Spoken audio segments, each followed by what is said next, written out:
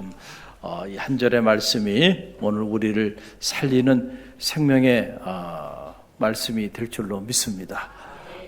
오늘 우리가 말씀의 자리에 선다고 하는 거 사실은 그것이 축복인데 우리가 어떤 경우에는 이 말씀 앞에 자리하는 거 정말 도살장 끌려오는 그런 심정으로 나올 때도 있죠.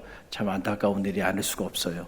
우리가 말씀의 가치를 깨닫게 되면 이 자리를 사모하게 되고요.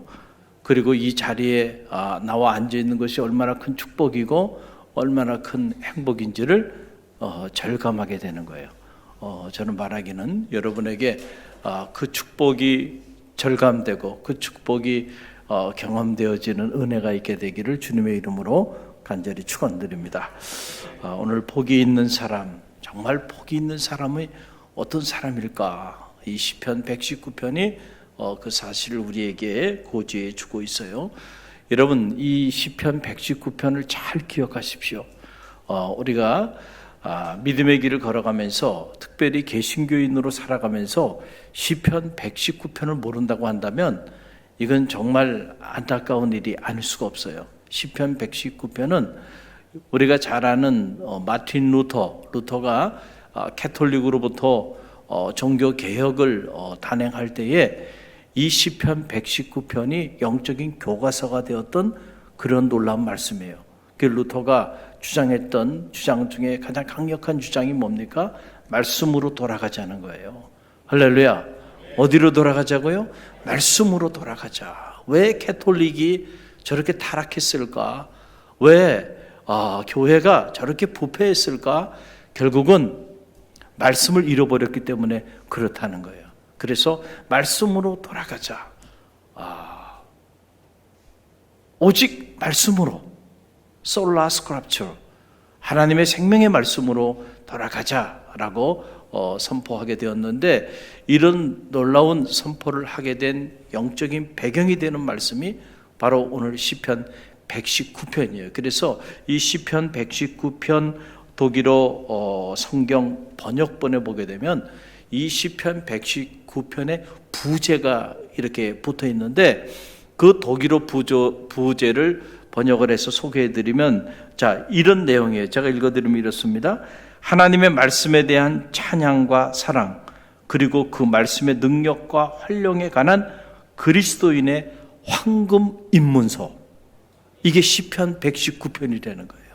자, 다시 한번 제가 읽어드려요. 시편 119편의 독일어 부제예요. 자, 하나님의 말씀에 대한 찬양과 사랑, 그리고 그 말씀의 능력과 활용에 관한 그리스도인의 황금 입문서. 그게 시편 119편이라는 거예요. 할렐루야. 그런데 이 그리스도인의 이 황금 입문서가 되는 119편을 모르고 우리가 신앙생활하고 있다고 한다면 참 우리는 허망한 신앙생활을 하고 있다고 말해도 과언이 아닌 거예요.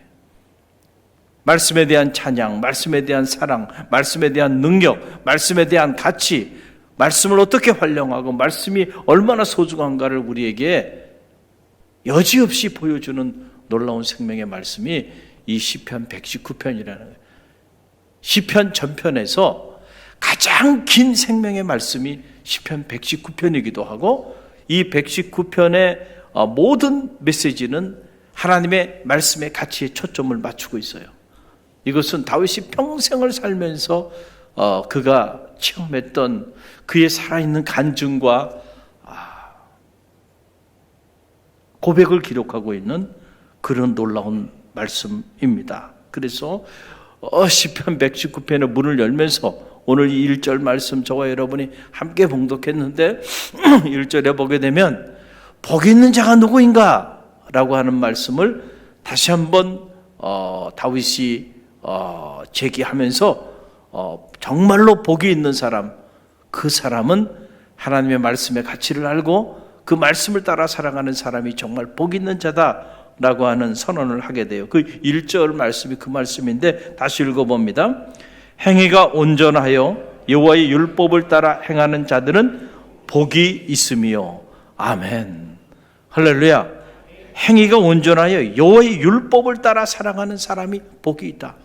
자, 여러분 이 말씀을 이렇게 접하면 우리가 지금 시편을 쭉 묵상해 왔는데 시편 1편을 시작하면서 다윗이 복이 있는 자는 이라고 하는 주제를 가지고 시편의 문을 열죠. 여러분 시간이 지나서 다 이제 잊어먹으셨어요. 망각도 은혜인 줄 믿습니다. 망각의 은혜가 있어요. 그래서 반복이 중요한 거죠. 반복. 계속 반복을 하는 거예요. 자, 복 있는 자는 누군가? 복 있는 자에 대한 얘기를 쭉 하면서 오직 주의 율법을 주야로 묵상하고 그 율법을 따라 살아가는 사람이 복이 있다는 거예요. 악인의 길을 쫓지 아니하고 오직 여호와의 율법을 즐거워하고 그 율법을 주야로 묵상하는 자로다. 이게 시편 119편에 와서 이제 이 복 있는 자의 실체가 더 자세하게 이렇게 드러나고 있는 것을 보게 됩니다. 자, 왜 그러면은 여호와의 말씀을 주야로 묵상하고 그리고 그 말씀을 따라 살아가는 사람이 복이 있을까? 자, 그 이유가 있겠죠.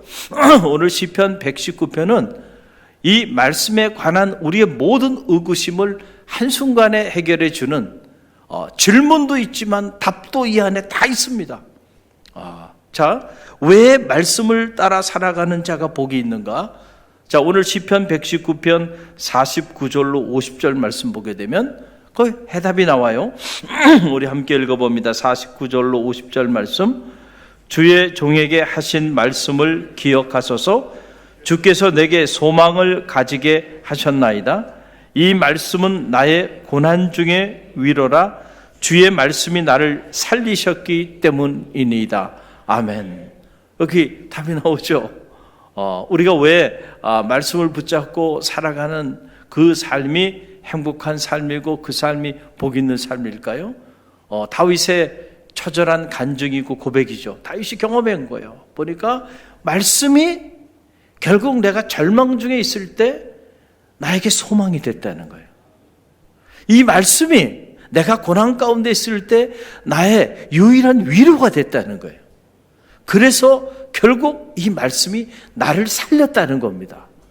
할렐루야. 그러니까 다윗의 인생에 있어서 말씀보다 귀한 게 없잖아요.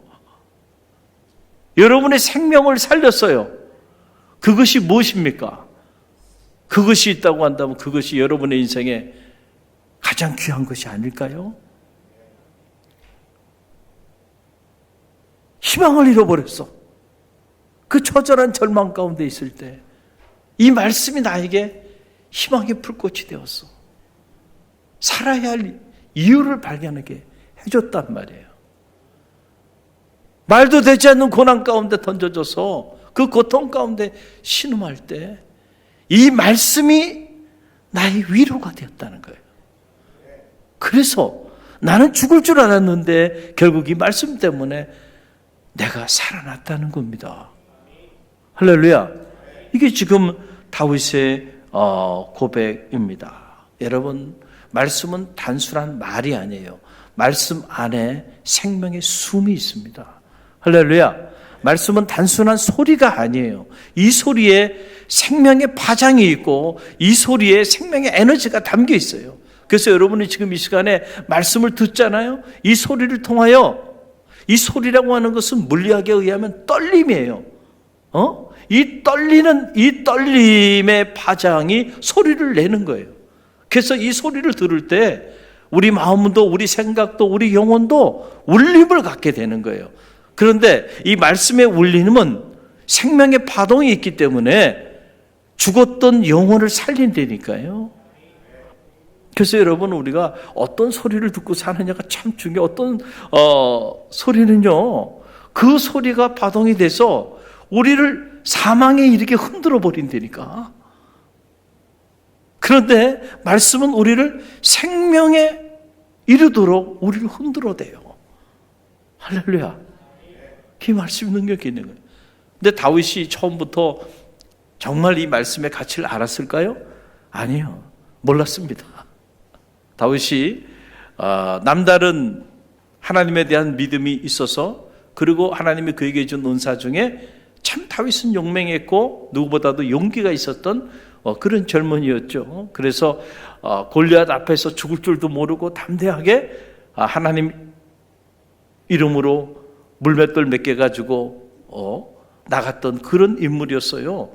자, 그러나 그때만 해도요, 사실 다윗은 이 말씀의 능력, 말씀의 가치를 잘 몰랐어요. 그러나 하나님이 그와 함께 해주셔서 그가 그 골리앗을 물맷돌 몇 개 가지고 물리쳐요. 그리고 전쟁터에 나가면 하나님이 함께 해주셔서 또 그가 하나님이 그에게 주신 그 영명한 은사를 가지고 전쟁을 치르면 백전백승한 거예요. 그러다 보니까 사울왕의 사랑을 받게 되고 온 백성들의 칭송을 받게 돼요. 여러분, 그래서 모든 스포트라이트가 누구에게 비춰주기 시작해요? 다윗에게 비춰주기 시작해요. 사실은 그때 다윗은 말씀의 가치를 몰랐습니다. 왜냐하면 여러분, 인생의 스포트라이트가 너무 화려하게 나에게 비춰주고 있을 때는요, 정말 중요한 것의 가치를 깨닫는 것이 쉽지 않기 때문에 그렇다라고 하는 그런 사실이에요. 이번에 여러분 기도해 주셔서 이 명절 끝자락에 저 나름대로 결정을 내려야 되는 중요한 일이 있었기 때문에 급하게 기도원을 다녀왔어요. 자, 기도원에 올라가서 보니까 말이죠, 저녁에 밤에 이렇게 딱 나왔는데 보니까 칠흑같이 어둡더라고요.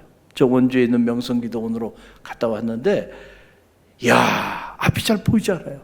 불빛이 없어. 그렇구나. 지방은 이게 해가 떨어지면 정말 할 일이 없구나.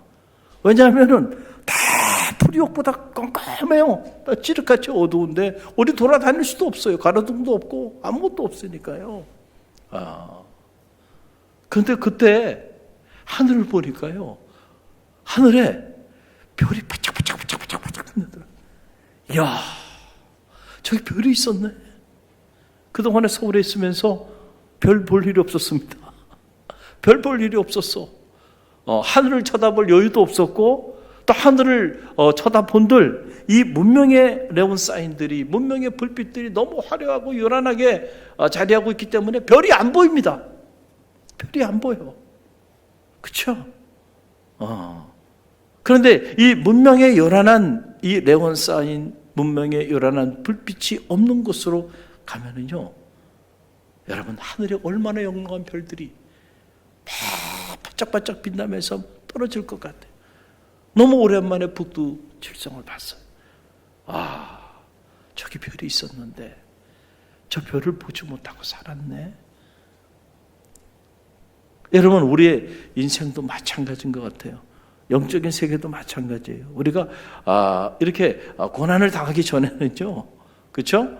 여러분의 인생의 하이라이트, 여러분의 인생의 스포트라이트를 받고 아무런 인생의 문제 없이 그렇게 여러분 살아갈 때는요, 정말로 소중한 것을 발견하기가 어려워요. 근데 정말로 여러분의 인생의 소중한 것을 발견할 때는 의외로 언제냐면은, 여러분, 의외로 여러분, 우리가 고난 가운데 처할 때 내가 누려왔던 그 모든 것들을 한순간에 어떻게 해요? 잃어버렸을 때, 그때 놀랍게도요, 그때 이전에 발견하지 못했던 놀라운 세계의 가치를 발견하게 되는 그런 역사들이 나타나게 돼요. 다윗도 그랬던 거예요. 그렇게 막 스포트라이트 받고 이럴 때는 하나님의 말씀 보이지 않았어요. 말씀의 능력, 가치 이런 거 어떻게 보면 다윗의 인생에는 그렇게 크게 중요하게 자리하고 있지 않았어요. 그런데 사울의 시기로 인해서 한순간에 그가 누려왔던 그 모든 것들을 한순간에 다 잃어버리게 됩니다. 영원히 누리고 살 줄 알았어요. 그런데 여러분, 유효기간이 길지 않았어요. 결국 시기하고 질투하고 그리고 모함하는 자들에 의해서 결국은 다윗이 그 모든 것을 빼앗기고 인생의 광야로 던져집니다. 그렇죠. 20여 년의 세월을 광야를 헤매면서 도망자로 살아가요. 인생의 어두운 밤이 그에게 드리워진 거예요. 누구도 그를 칭송하는 자가 없어요. 자, 그를 칭송하는 불빛이 다 사라져버렸어. 그 칠흑 같은 인생의 어두운 밤 한복판에서 그가 발견한 것은 바로 뭐냐면은, 하늘에 영롱하게 빛나는 별처럼 하나님의 말씀을 발견하게 된 거예요. 그때 할렐루야. 그 인생을 살다 보면 그런 것 같아요. 우리가 뭔가 잃어버릴 때가 있어요. 살다 보면. 그런데 너무 가슴 아파하지 마세요. 언제나 그렇더라고요. 저는 이 사실을 깨달은 이후부터 제 인생에 하나의 달관에 때면 달관일 수 있겠죠. 그런 면에서 하나의 저 나름대로의 경지에 이런 부분이 있어요. 뭔가 이런저런 일로 인하여 잃어버린 것이 있다고 한다면 그것에 집착하고 그것 때문에 가슴 아파하고 그것 때문에 주저앉아서 몸부림치지 않는다는 거예요. 왜냐하면 가만히 보면 내가 분명히 이 소중한 것을 잃었는데 잃어서는 안 되는 것이라고 생각했는데 그걸 잃어버렸어. 너무너무 가슴 아프죠. 너무너무 안타깝죠. 잠이 잘 오지 않죠. 그런데 가만히 보면요, 언제나 그렇더라고요. 잃은 것만 있지 않더라고요. 내가 뭔가 귀한 것을 잃었을 때 보면 또 얻은 것도 있더라고요. 할렐루야. 모든 것을 다 잃어버린 것 같지만 아니에요. 모든 것을 다 다윗이 잃어버린 것 같았을 거예요. 아니겠습니까? 생각해 보세요. 그런데 모든 것을 다 잃어버린 게 아니고요. 모든 것을 다 잃어버렸다고 생각하는 그 순간에 모든 것을 다 가지고 있을 때 한 번도 경험하지 못하고 한 번도 체험하지 못했던 말씀의 능력, 말씀의 가치를 발견하게 됐다는 거예요. 그러니까 잃은 게 있으면 얻는 게 있어요. 그러니까 우리가 이 얻는 것에 초점을 맞추면 말이죠, 이런 것 때문에 무너지지 않는 인생이 된다는 거예요. 하나의 문을 닫으면 그걸로 우리 인생 끝나는 거 아닙니다. 또 다른 문을 하나님 예비해 두시더라고요. 언제나 살 길을 예비해 두세요. 그러니까 염려할 필요가 없어. 내가 이 길로 가기 위해서 그렇게 몸부림치고 노력했는데 어느 순간에 문을 꽉 닫아버렸어요. 얼마나 절망스럽습니까? 얼마나 낙심이 되고 얼마나 힘이 들어요. 그러나 여러분, 그 문만 바라보지 마세요. 주변을 돌아보세요. 새로운 문이 열려 있음을 알게 될 겁니다. 할렐루야. 그렇기 때문에 세상에 잃는 것만 잃지 않다는 거예요. 잃는 게 있으면 언제나 항상 얻는 것이 있어요. 다윗이 그랬어요.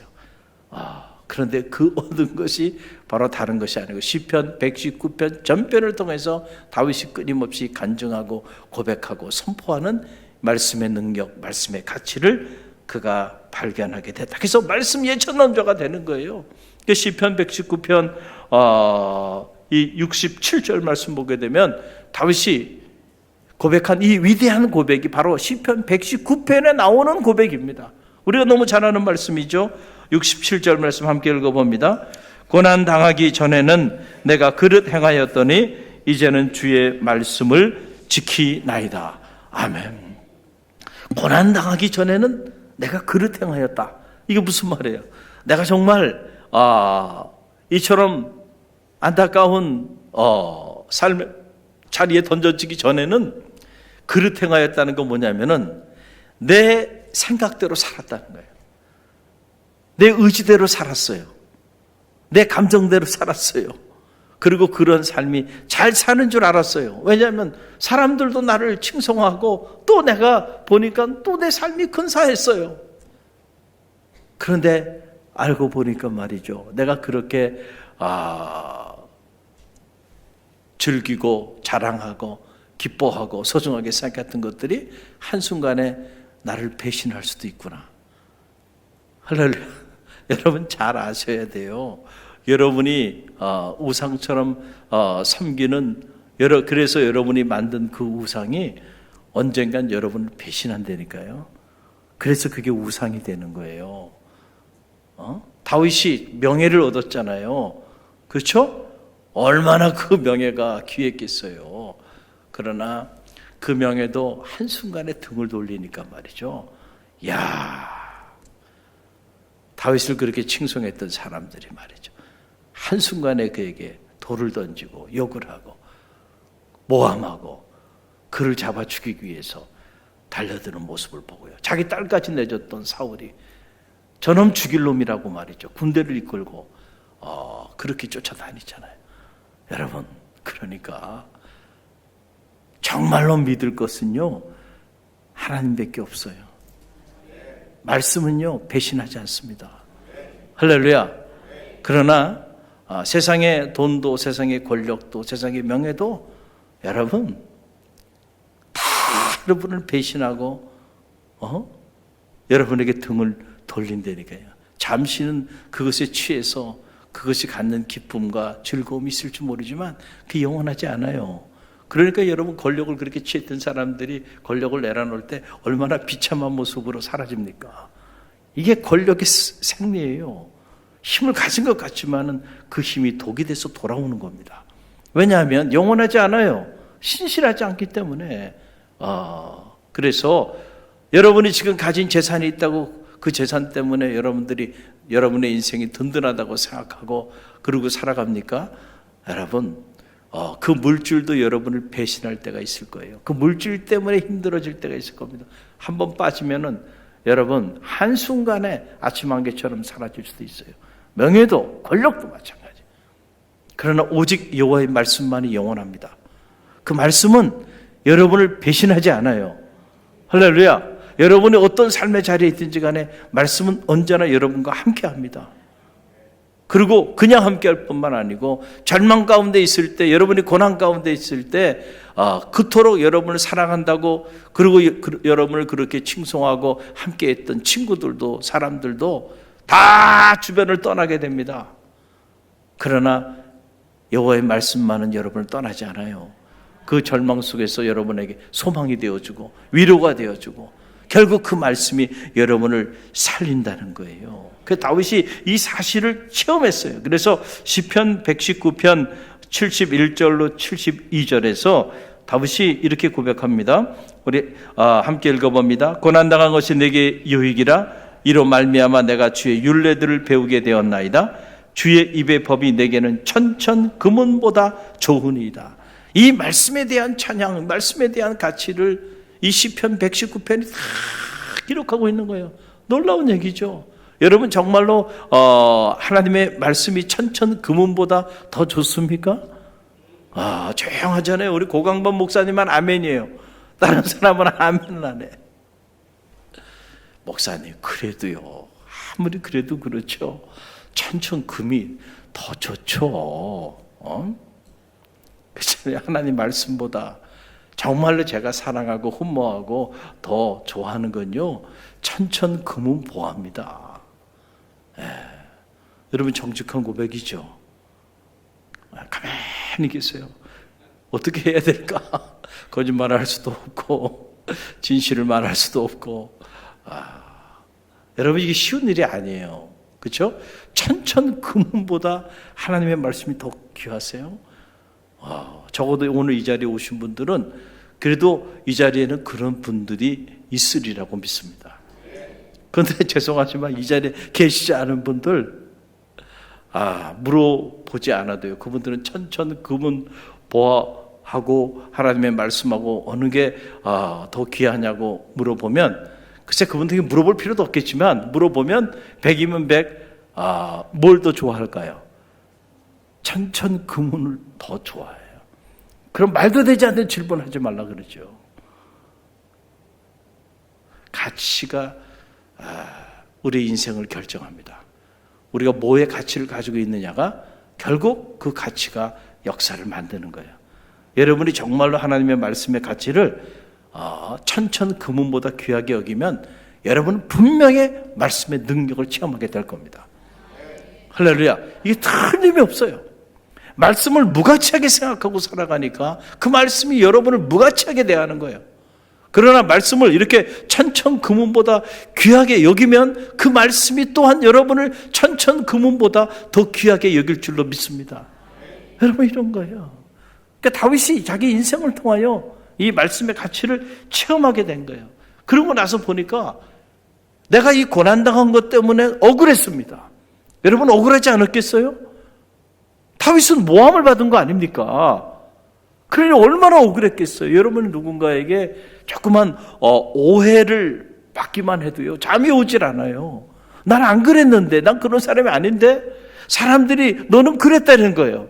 그리고 그 사람 말을 듣고 주변에 있는 사람들이 다 나를 그런 사람으로 봐요. 얼마나 억울하겠어요. 억울하죠. 정말 억울합니다. 잠이 오지 않을 정도로 억울해요. 확성기가 있다고 확성기를 가지고요, 나의 자백을 얘기해 주고 싶어요. 그렇게 억울해요. 다윗이 얼마나 억울했겠어요. 단 한순간도 그는 반역을 꾀한 적이 없어요. 자기 주군에 대해서 페이스풀한 거, 신실하게 주군을 위하여 충성한 것밖에는 없어요. 그런데 한순간에 반역 죄인이 돼가지고 말이죠, 도망자의 삶을 살아요. 1, 2년도 아니고 20여 년을 광야를 헤매 죽음의 사지를 헤매고 다녔단 말이에요. 여러분 한번 상상이 갑니까? 화병이 나도요, 이건 뭐 보통 화병이 나지 않지 않겠나요? 한이 쌓여도 보통 한이 쌓이지 않았겠어요? 얼마나 억울했겠어요? 자신이 이런 모함을 당하고 고난당하는 이것 때문에 와임이 왜 나에게 이런 고난을 주십니까? 하나님 어떻게 이럴 수가 있습니까? 부터 시작해서 하나님 원망하고 사울도 원망하고, 그리고 그와 함께 그를 충성했던 그 수많은 신하들도 다 원망하고 말이죠. 세상을 다 원망하지 않았겠냐 말이에요. 그런데 여러분, 그 말도 되지 않는 그 고난들도요, 여러분 한순간에 다윗이 그 모든 고난으로 인해서 가슴에 품을 수 있었던 불편한 마음들을 한순간에 다 해결해요. 왜냐하면 천천금은보다 더 귀한 것을 그 고난 때문에 발견하게 돼서. 할렐루야. 그러니까 다윗이 고난 당한 것이 내게 유익했다. 오히려 여러분, 이 고백 한마디로 고난으로 인해서 내 안에 맺혔던 한도, 고난 때문에 내가 경험했던 그 억울한 삶의 그 모든 여정길도요, 한순간에 다 해결이 된 거예요. 우리가 더 귀하고 더 가치 있는 것을 발견하면 그것보다 덜 가치 있는 거는요, 아무런 의미가 없어지는 거예요.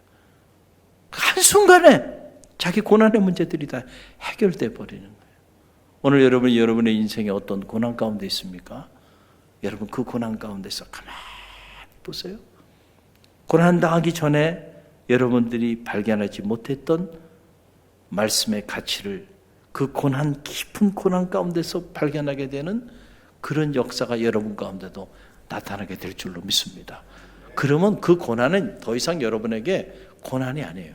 그 고난은 여러분에게 유익한 것이 될 줄로 믿습니다.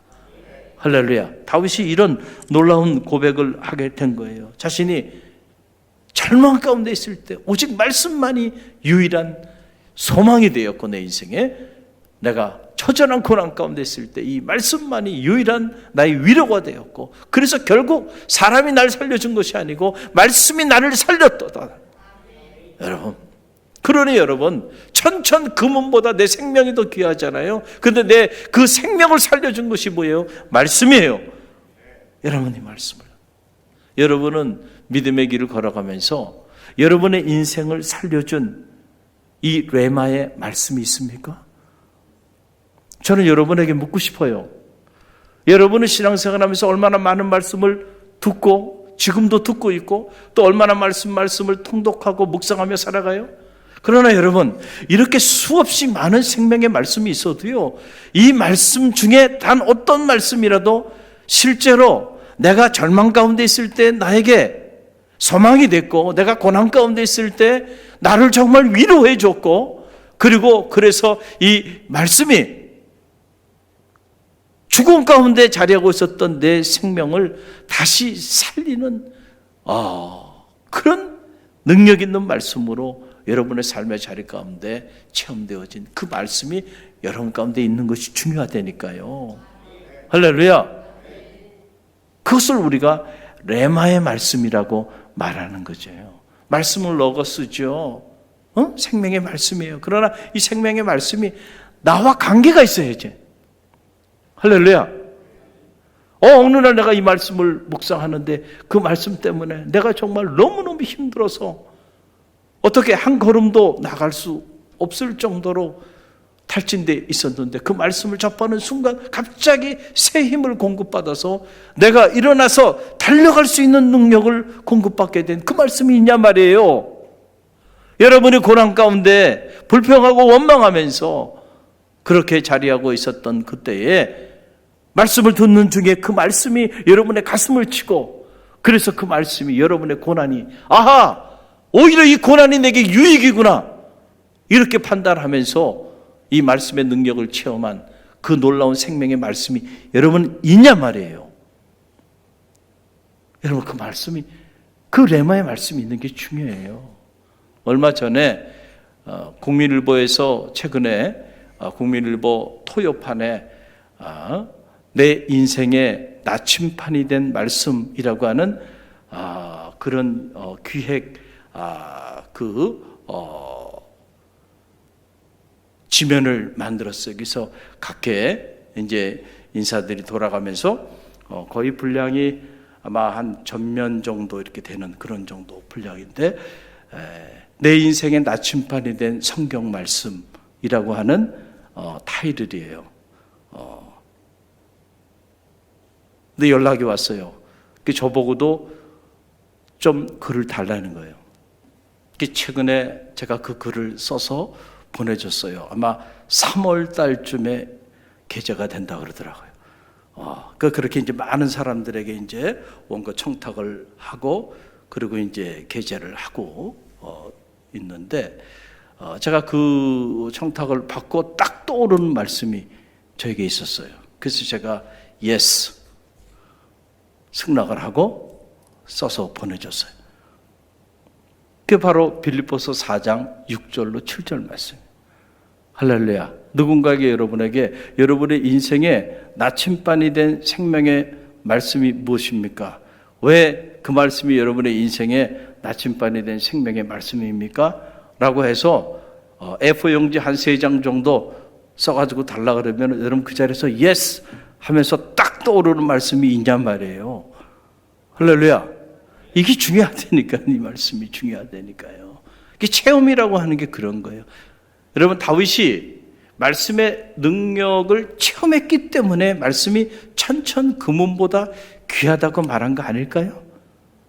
이 능력을 체험하지 못했는데 다윗이 내가 지금까지 당한 모든 고난 나 다 유익한 것으로 받아들일 수 있어.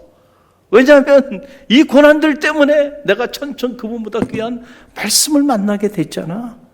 그럴 수 있는 말씀이 여러분의 인생에도 있냐라고 하는 그런 얘기예요. 할렐루야. 빌립보서 4장 6절로 7절. 아무것도 염려하지 말고 오직 모든 일에 기도와 간구로 너희 구할 것을 감사함으로 하나님께 아뢰라. 그러면 모든 지각에 뛰어난 하나님의 평강이 그리스도 예수 안에서 너희 마음과 생각을 지키시리라. 우리 갈릴리교회 성도들은 다 알죠.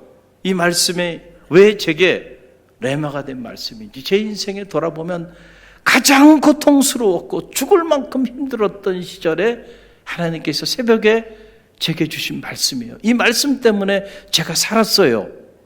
이 말씀이 저에게 소망이 됐고, 이 말씀이 저에게 너무 큰 위로가 됐고, 결국 이 말씀이 저를 살렸습니다. 만약에 이 말씀이 없었다고 한다면 저는 오늘 이 자리에 있질 않아요. 그 고난의 순간 모든 것을 내려놓고 아마 제 인생이 산산이 그 고난으로 인해 다 끝나버리고 말았을 거예요. 여러분, 하나님의 말씀은 단순한 소리가 아니에요. 할렐루야. 이 말씀은 생명을 살립니다. 생명보다 귀한 게 어디 있어요? 아무리 천천금음이면 뭐 하겠습니까? 여러분, 생명을 잃어버린다고 생명의 가치와 어떻게 비교할 수 있겠어요? 천하보다 귀한 한 사람의 생명을 살릴 수 있는 능력이 어디에 있냐면 말씀에 있다니까요. 다윗이 고난 가운데서 바로 이 말씀의 가치를 발견하게 된 거예요. 그래서 그가 이 말씀을 소중하게 여긴 거죠. 그래서 주의 말씀은 내 발의 등이요 내 길의 빛이나이다. 자기 인생의 걸음걸음, 그 걸음걸음을 인도할 때 이제는 내가 이 말씀을 따라 살아가겠다 체험을 하고 나니까 그릇 행했던 시절에 내가 그렇게 자랑하고 내가 그렇게 우상처럼 섬겼던 돈도 명예도 권력도 결국은 허망한 것이었구나. 그런 것들이 한순간에 등을 돌리는 순간 그것이 얼마나 무서운 독이 돼서 내 인생을 무너뜨리는지를 다윗이 알게 됐어요. 그러나 그 지경에서도 내게 소망이 되고 위로가 되고 나를 살려준 거는요, 끝까지 말씀이었어. 할렐루야. 여러분 믿음의 길을 걸어가면서 이 하나님의 말씀을 어느 정도의 가치로 여러분들이 두고 이 말씀을 소중히 여기며 살아갑니까? 여러분, 그러니까 사탄이 주님이 40일 동안 광야에서 건축하시고 하나님의 아들로 사역을 시작하려고 하니까 가장 먼저 주님을 무너뜨리고자 한 것이 뭐냐면 바로 이 말씀 사역을 무너뜨리기 위해서 굶주린 주님께 말씀 대신 빵을 취하라고, 네가 하나님의 아들이면 이 돌들을 떡덩이가 되게 하라고 그렇게 유혹하잖아요. 그럴 때 주님께서 뭐라고 말씀하셨어요? 사탄아 물러가라 말씀하여 주시면서 사람이 빵으로만 살 것이 아니고 하나님의 입으로 나오는 모든 말씀으로 살지니라. 할렐루야. 빵보다 더 귀한 거예요. 하나님의 생명의 말씀임을 여러분 꼭 기억하세요. 그러나 사람의 소리, 세상의 소리, 사탄의 소리는 끊임없이 무슨 말이야, 빵이 더 귀하지, 끊임없이 우리를 그렇게 미혹해요. 그래서 우리로 하여금 이 말씀의 가치를 깨닫지 못하고 살아가게 해요. 그래서 불행한 거예요. 정말로 행복한 삶을 살아가는 사람들은 사람의 소리, 세상의 소리, 그 소리를 듣고 그 소리에 현혹돼서 살아가는 사람들이 아니고 하나님의 소리, 생명의 소리, 생명의 말씀을 따라 살아가는 사람, 그 사람이 정말 복 있는 사람이고 그 사람이 정말 행복한 사람이라는 거예요. 여러분 모두가 그런 사람들이 되시기를 주님의 이름으로 간절히 축원드립니다.